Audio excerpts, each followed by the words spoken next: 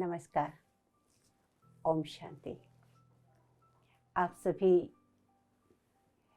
भक्तजन, ज्ञानीजन और सभी मनुष्य आत्माओं को त्रिमूर्ति महाशिवरात्रि की कोटि कोटि बधाई हो, बधाई हो, बधाई हो। बहुत समय पहले की बात है, एक गांव में रमेश नाम का एक व्यक्ति रहता था। बहुत मेहनती था, बहुत नेक व्यक्ति था, व्यवहार बहुत अच्छा था। लोग उसकी काफी तारीफ भी करते थे और वो मौज से अपने परिवार के साथ रहा करता था। एक दिन शाम को वो जब खेत से लौट रहा था तो उसने कुछ लोगों को कुछ बात करते हुए सुना। उसे लगा कि वो लोग शायद उसी की बात कर रहे हैं। वो थोड़ा उनके और करीब गया, लेकिन ये क्या, वो लोग तो रमेश की बुराई कर रहे थे। वो उनके साथ आगे बढ़ता ही गया और वो जब तक उनके पीछे रहा वो सुनता रहा कि लोग उसकी बुराई कर रहा है। उसको बहुत बड़ा आघात लगा, क्योंकि उसने अब तक यही सोच रखा था कि सभी मेरी तारीफ करते हैं। धीरे धीरे उसके मन में उदासी आने लगी, थोड़ा डिप्रेशन सा आ गया, परेशान रहने लगा। जहां भी जाता लोग कुछ भी बात कर रहे होते, उसे लगता कि लोग उसकी ही बुराई कर रहे हैं। हर जगह उसे लगता है कोई हंस रहा है तो वो उसी के ऊपर हंस रहा है। चारों तरफ उसे ऐसे लगने लगा कि सभी मेरे जैसे दुश्मन से बन गए हैं।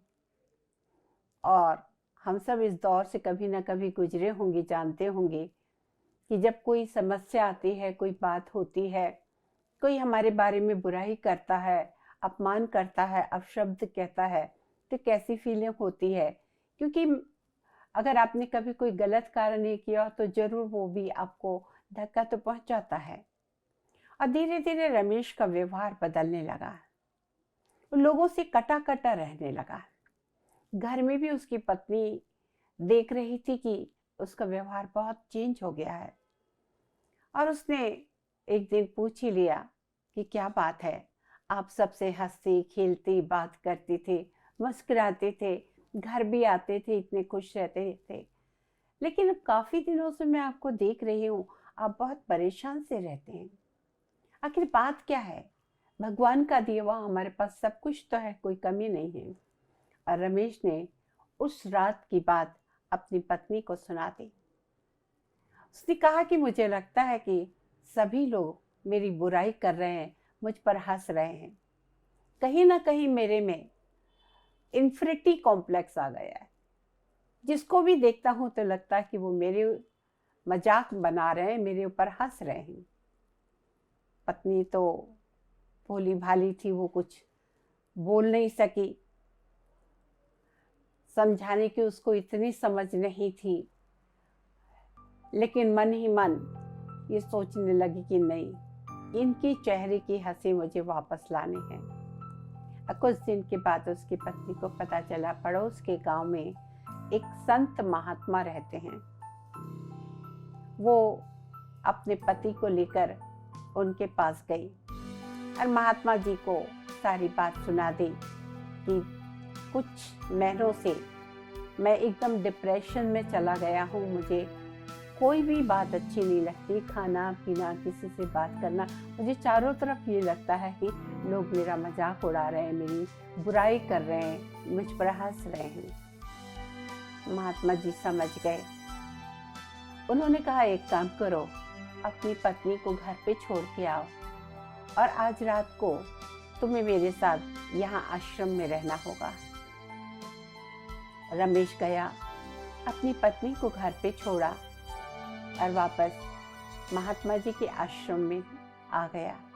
भोजन वगैरह करने के बाद महात्मा जी और रमेश दोनों सो गए, लेकिन रमेश को नींद ही नहीं आ रही थी। नींद नहीं आने का कारण ये था कि बहुत सारे मेंढक टर टर टर टर कर रहे थे। उसने काफी समय कोशिश की सो जाऊं नींद लगे, लेकिन नहीं लगी। फिर उसने महात्मा जी को कहा, महात्मा जी, यहाँ मेंढकों की आवाज कितनी ज्यादा आ रही है। महात्मा जी ने कहा, सही कहा, पीछे तालाब है, उसमें मेंढक है और वही टर टर कर रहे हैं। यहाँ तो कोई सो ही नहीं सकता, आप कैसे सो लेते हैं।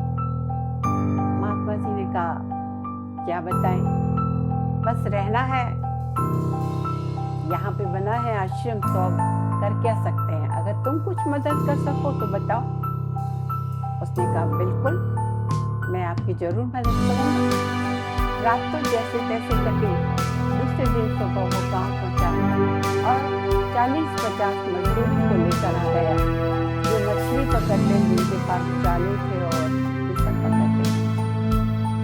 और उसने कहा कि गुरुजी, आज ये हजारों मेंढक जो रात को टरटर कर रहे थे, ये सब पकड़ा जाएंगे और उन्हें दूर कहीं दूसरी जगह छोड़ आएंगे, ताकि आप चैन से सो सकें।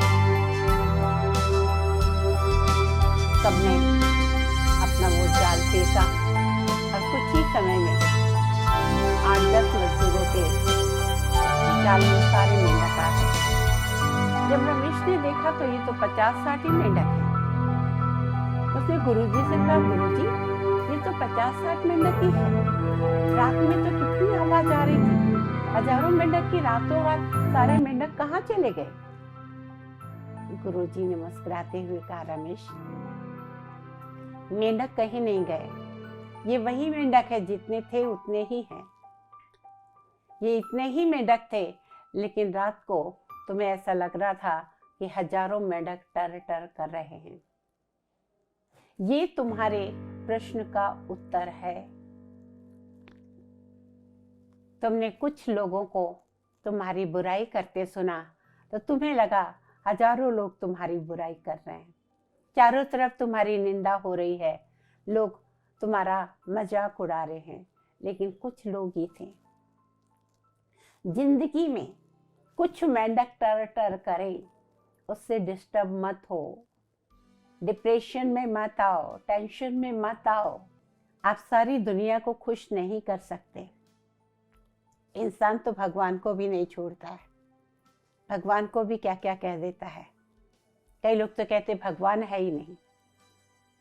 नास्तिक लोग हैं, कुछ नहीं कर सकते आप उनका।